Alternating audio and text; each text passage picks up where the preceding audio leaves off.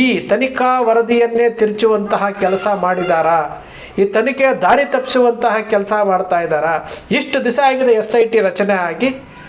ಇಲ್ಲಿ ಉಲ್ಲೇಖ ಮಾಡಿರುವಂತಹ ಆ 3 ಅಸ್ಥಿಪಂಜರಗಳು ಸಿಕ್ತಲ್ಲ, ಯಾರದ್ದು ಅಸ್ಥಿಪಂಜರ? ಅಸ್ಥಿಪಂಜರಗಳನ್ನು ಊತಾಕೋದಕ್ಕೆ ಚಿನ್ನಯ್ಯಂಗೆ ಹೇಳಿದವ್ರು ಯಾರು? ಏನಾದರೂ ತನಿಖಾ ವರದಿಯಲ್ಲಿದೆಯಾ? ಇಲ್ಲ. ಆ ಬಂಗ್ಲೆಗುಡ್ಡದಲ್ಲಿರುವಂತಹ ಅಸ್ಥಿಪಂಜರಗಳು ಸಿಕ್ಕಿದೆ. ಅವತ್ತು ಬಾಯ್ ಬಡ್ಕೊಂತು FSLಗೆ ಹೋಯ್ತು ಅಂತೇಳಿ ಮೀಡಿಯಾಗಳು ಇವತ್ತು ಈಗ ಇತ್ತೀಚೆಗೆ 2-3 ದಿನಗಳಿಂದ ಸುದ್ದಿ ಬರ್ತಾ ಇದೆ, ಇವತ್ತು FSLಗೆ ಹೋಗ್ತಾ ಇದೆ ಅಂತೇಳಿ. ಇಂತಹ ವಿಚಾರಗಳೇ SIT ಎಲ್ಲ ಒಂದು ಕಡೆ ದಾರಿ ತಪ್ತಾ ಇದೆ ಅಂತೇಳಿ ಕರ್ನಾಟಕ ರಾಜ್ಯ ಮಹಿಳಾ ಆಯೋಗದ ಅಧ್ಯಕ್ಷರು ಮತ್ತೊಮ್ಮೆ ಮುಖ್ಯ ಕಾರ್ಯದರ್ಶಿಗೆ ಲೆಟರ್ ಬರೀತಾರೆ. ಅಂತಂದರೆ ಇಲ್ಲಿ ಎಲ್ಲೋ ಒಂದು ಕಡೆ ಏನೋ ಒಂದು ಕಡೆ ದಾರಿ ತಪ್ಪುತ್ತಾ ಇದೆಯಾ? ಈ ಎಲ್ಲ ಪ್ರಶ್ನೆಗಳು ಏನು ಸೌಜನ್ಯ ಹೋರಾಟ ಮತ್ತು ಈ ಹೋರಾಟದಲ್ಲಿ ಫಾಲೋ ಅಪ್ ಮಾಡ್ತಾ ಇರೋರಿಗೆ ಎಲ್ಲರಿಗೂ ಗೊತ್ತಾಗುತ್ತೆ, ಎಲ್ಲೋ ಒಂದು ಕಡೆ ದಾರಿ ತಪ್ಪಿಸುವಂತಹ ಕೆಲಸ ಆಗ್ತಾ ಇದೆಯಾ ಅಂತ. SIT ಮೇಲೆ ಭಾಳಷ್ಟು ನಂಬಿಕೆ ಇತ್ತು. SIT ಪ್ರಣಬ್ ಮೊಹಂತಿ ಅವರ ನೇತೃತ್ವದಲ್ಲಿ ರಚನೆ ಆದಾಗ ಭಾಳಷ್ಟು ನಂಬಿಕೆ ಇತ್ತು. ಇಲ್ಲಿ ಯಾರ್ಯಾರು ಕೊಲೆ ಮಾಡಿ ತಪ್ಪಿಸ್ಕೊಂಡಿದ್ದಾರೋ, ಯಾವ್ಯಾವ ಅಸ್ಥಿಪಂಜರಗಳನ್ನು ಊತಾಕಿದಾರೋ, ಚಿನ್ನಯ್ಯ ಹೇಳಿರುವಂತಹ ಅಸ್ಥಿಪಂಜರಗಳಲ್ಲಿ ಏನು 16 ಕಡೆ ಆಗದಾಗ 3 ಕಡೆ ಸಿಕ್ಕಿದೆ ಅಂತ ಇವರು ಹೇಳ್ತಾ ಇದ್ದಾರೋ, ಬಂಗ್ಲೆಗುಡ್ಡದಲ್ಲಿ ಸಿಕ್ಕಿರುವಂಥ ಅಸ್ಥಿಪಂಜರಗಳು ಸಿಕ್ಕಿದವೋ, ಎಲ್ಲದಕ್ಕೂ ತನಿಖೆ ಆಗುತ್ತೆ.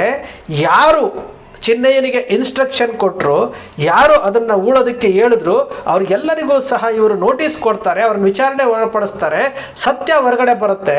ಏನು 72 UDRಗಳಿದಾವಲ್ಲ, ಅದ್ರ ಬಗ್ಗೆ ತನಿಖೆ ಆಗುತ್ತೆ. SIT ಅವರು ಒಳ್ಳೆಯ ವಿಚಾರವನ್ನು ಜನರಿಗೆ ಹೇಳ್ತಾರೆ ಅಂತ ನಾವು ತಿಳ್ಕೊಂಡಿದ್ವಿ, ಇವತ್ತು ತಿಳ್ಕೊಂಡಿದ್ವಿ. ಆದರೆ ಈ ಯೂಟ್ಯೂಬರ್ ಮುನಾಫ್ ಮತ್ತು ಅಭಿ ಅವರು ಮಾತನಾಡುವಂತಹ ಮಾತುಗಳನ್ನು ನಾವು ಕೇಳಿದ್ರೆ, ಇಲ್ಲಿ ಮುನಾಫ್ ಅವರು ಯಾವ SIT ಅವರು ಬೆಳ್ತಂಗಡಿ ನ್ಯಾಯಾಲಯಕ್ಕೆ ತನಿಖಾ ವರದಿ ಅಂತ ಕೊಡ್ತಾರೆ. ಕೊಟ್ಟಿದ ತಕ್ಷಣ ಮಾಧ್ಯಮಗಳು ಏನು ಹೇಳ್ತವೆ, ಚಾರ್ಜ್ ಶೀಟ್ ಸಲ್ಲಿಕೆ ಆಗಿಬಿಟ್ರು, ಹೋರಾಟಗಾರರನ್ನು ಅರೆಸ್ಟ್ ಮಾಡಿಬಿಟ್ರು ಅನ್ನೋ ಥರ ಮಾತಾಡಿದ್ರು. ನೋಡಿ, ಸತ್ಯ ಯಾವತ್ತಿದ್ರೂ ಗೆಲ್ಲುತ್ತೆ ಅನ್ನೋದಕ್ಕೆ ದೊರೆರಾಜ್ ಅವರು ಬಂದು ಬೆಳ್ತಂಗಡಿ ನ್ಯಾಯಾಲಯದಲ್ಲಿ ವಾದ ಮಾಡಿ ಆ ತನಿಖಾ ವರದಿಯ ಕಾಪಿ ಬೇಕು ಅಂತ ಕೇಳಿ ಆ ಕಾಪಿಯನ್ನು ತೆಗೆದುಕೊಂಡು 3000ಕ್ಕೂ ಹೆಚ್ಚು ಪುಟಗಳಲ್ಲಿ 1000 ಪುಟಗಳನ್ನು ಕೊಡ್ತಾರೆ. ಆ 1000 ಪುಟಗಳಲ್ಲಿ ಏನು ನಾವು ನೋಡ್ಕೊಳ್ತಾ ಹೋದರೆ ಆ 1000 ಪುಟಗಳಲ್ಲಿ ಜಯಂತ್ ಹೇಳಿರುವಂತಹ ಹೇಳಿಕೆಗಳು ಇದಕ್ಕೂ ವ್ಯತ್ಯಾಸ ಇದೆ. ಜಯಂತ್ ಅವರು ಹೇಳದೇ ಇರುವಂತಹ ಹೇಳಿಕೆಗಳನ್ನು ಹೇಳಿ ಅವ್ರು ಹೇಳಿದ್ದಾರೆ ಅಂತೇಳಿ ದಾಖಲು ಮಾಡ್ತಾರೆ. ಯೂಟ್ಯೂಬರ್ಸಲ್ಲಿ ಮುನಾಫ್ ಮತ್ತು ಅಭಿ ಇವರು ನಡುವೆ ನಡೆದಂತಹ ಒಂದು ವಿಡಿಯೋ ಚರ್ಚೆನಲ್ಲಿ ಮುನಾಫ್ ಅವರು ಹೇಳೇ ಇಲ್ಲದಂತಹ ವಿಚಾರಗಳನ್ನು ಇವರು ನಮೂದು ಮಾಡಿದ್ದಾರೆ. ಮುನಾಫ್ ಅವರು ಹೇಳ್ತಾರೆ 100ಕ್ಕೆ 100 ಭಾಗ ಇದು ಫೇಕು ಅಂತೇಳಿ, 100ಕ್ಕೆ 100 ಭಾಗ ಇದು ಫೇಕು ಅಂತ ಹೇಳ್ತಾರೆ. ಒಂದು ವೇಳೆ ಈ SITಯಲ್ಲಿ ಈ ತನಿಖಾ ವರದಿಯನ್ನು ತಗೊಳ್ತಾ ಹೋಗಿದ್ರೆ SIT ಅವರು ಯಾವ ರೀತಿ ಇದನ್ನು ತಿರುಚ್ತಾ ಇದ್ರು, ಕೋರ್ಟಿಗೆ ಹೋದಾಗ ಇವರನ್ನೆಲ್ಲ ಅರೆಸ್ಟ್ ಮಾಡಿ, ಇವರನ್ನೆಲ್ಲ ಆರೋಪಿ ಸ್ಥಾನದಲ್ಲಿ ನಿಲ್ಲಿಸಿ, ಇವರನ್ನೆಲ್ಲ ಮಾನಸಿಕವಾಗಿ ಕುಗ್ಗಿಸುವಂಥ ಕೆಲಸ ಮಾಡ್ತಿದ್ರಲ್ವ. ಇವತ್ತು ಅವ್ರು ಹೇಳ್ತಾ ಇದ್ದಾರಲ್ಲ, ಜಯಂತ್ ಅವರು ಹೇಳ್ತಾ ಇದ್ದಾರೆ, ಮುನಾಫ್ ಅವರು ಹೇಳ್ತಾ ಇದ್ದಾರೆ, ಅಭಿ ಹೇಳ್ತಾ ಇದ್ದಾರೆ, ಇವರೆಲ್ಲರೂ ಹೇಳ್ತಾ ಇದ್ದಾರಲ್ಲ, ನಾವು ಈ ಥರ ಹೇಳಿಕೆನೇ ಕೊಟ್ಟಿಲ್ಲ ಅಂತ ಹೇಳ್ತಾ ಇದ್ದಾರಲ್ಲ. ಚಿನ್ನಯ್ಯ ಕೊಟ್ಟಿರುವಂಥ 164 ಸ್ಟೇಟ್ಮೆಂಟ್ ಬಗ್ಗೆ ಯಾವುದೇ ಮಾಹಿತಿ ಇಲ್ಲ ಇದರಲ್ಲಿ.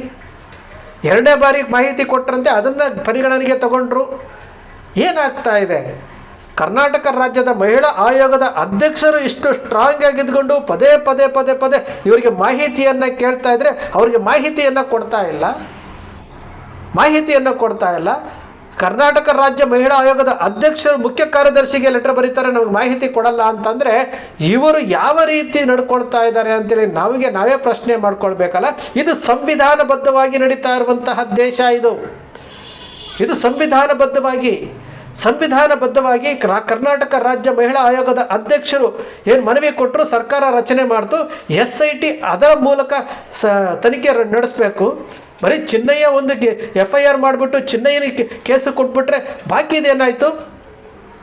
ಸ್ಪಷ್ಟವಾಗಿದೆಯಲ್ಲ ಇಲ್ಲಿ ಹೋರಾಟಗಾರರು ಒಂದು ವೇಳೆ ಪ್ರಶ್ನೆ ಮಾಡ್ತಾ ಹೋಗಿದ್ರೆ ಪರವಾದಂತಹ ವಕೀಲರುಗಳು ಧನಂಜಯ್ ಇರ್ಬೋದು, ಬಾಲನ್ ಅವರು ಇರ್ಬೋದು, ದೊರೆರಾಜ್ ಅವರು ಇರ್ಬೋದು, ಮತ್ತು ನಮ್ಮ ಮೋಹಿತ್ ಅವರು ಇರ್ಬೋದು, ಇವರೆಲ್ಲನೂ ಇದನ್ನು ಪ್ರಶ್ನೆ ಮಾಡ್ತಾ ಹೋಗಿದ್ರೆ ಏನಾಗಿರ್ತಿತ್ತು? ಇದನ್ನು ಕಾವಲು ಕಾಯ್ತಾ ಇದ್ದಾರೆ.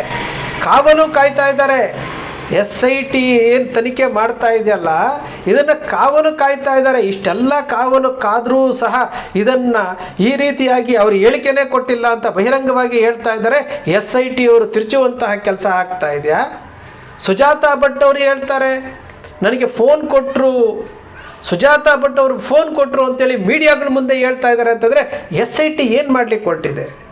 ಚಿಕ್ಕ ಕೆಂಪಮ್ಮನವರು, ಸೌಜನ್ಯ ಹೈ ವಿಟ್ನೆಸ್ ಚಿಕ್ಕ ಕೆಂಪನವರು ನೇರವಾಗಿ SITಗೆ ಆರೋಪ ಮಾಡ್ತಾ ಇದ್ದಾರೆ.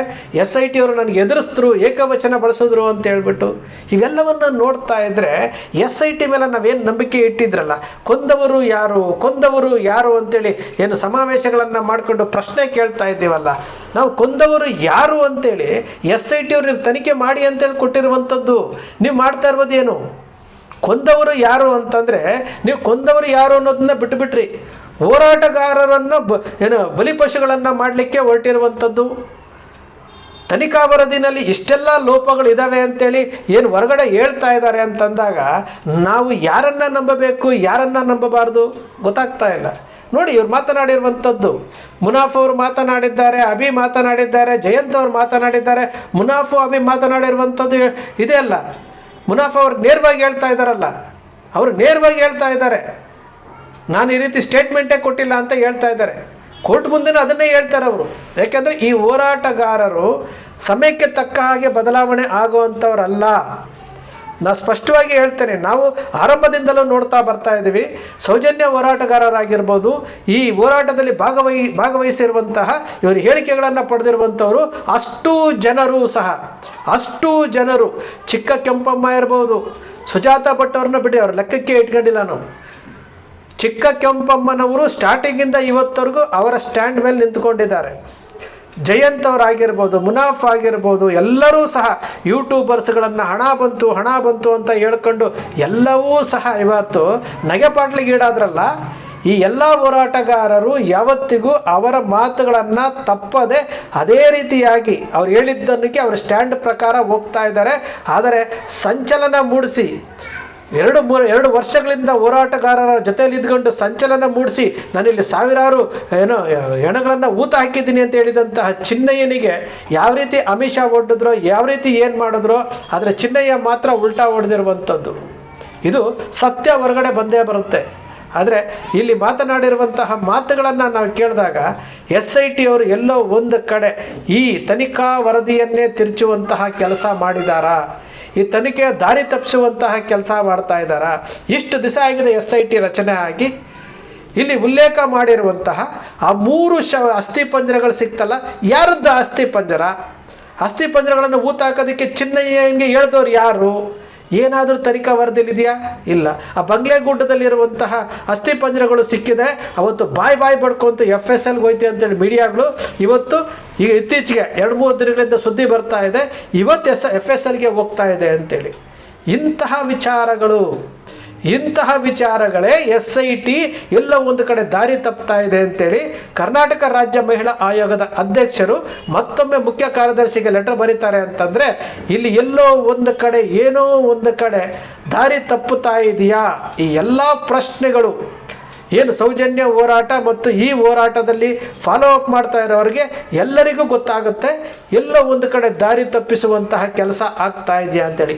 ಪ್ರಾಮಾಣಿಕವಾಗಿ ತನಿಖೆ ಮಾಡಿ, ಅವ್ರು ಯಾರೇ ದೊಡ್ಡವರಾಗಿರಲಿ, ಅದು ಯಾರೇ ಇರಲಿ, ಪ್ರಾಮಾಣಿಕವಾಗಿ ತನಿಖೆ ಮಾಡಿ ಅಂತ ಅಷ್ಟೇ ನಾವು ಭಾರತದಲ್ಲಿ ಸಂವಿಧಾನಬದ್ಧವಾಗಿ ಆಡಳಿತ ಕಾರ್ಯಾಂಗ, ಶಾಸಕಾಂಗ, ನ್ಯಾಯಾಂಗ ನಡೀತಾ ಇರುವಂಥದ್ದು.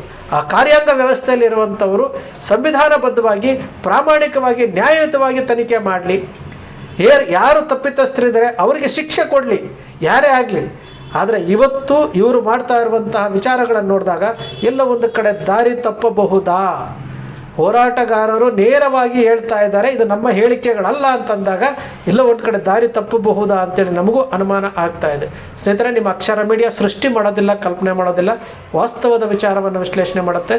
ನಿಮ್ಮ ಅಕ್ಷರ ಮೀಡಿಯಾದ ವಿಶ್ಲೇಷಣೆ ನಿಮ್ಗೆ ಇಷ್ಟ ಆಯಿತು ಅಂದರೆ ಸಬ್ಸ್ಕ್ರೈಬ್ ಆಗಲಿಲ್ಲ ಅಂದರೆ ಸಬ್ಸ್ಕ್ರೈಬ್ ಮಾಡ್ಕೊಳ್ಳಿ, ಪಕ್ಕದಲ್ಲಿ ಕಾಣುವಂಥ ಬೆಲ್ ಐಕಾನ್ ಪ್ರೆಸ್ ಮಾಡಿ, ಶೇರ್ ಮಾಡಿ, ಪ್ರೋತ್ಸಾಹ ನೀಡಿ.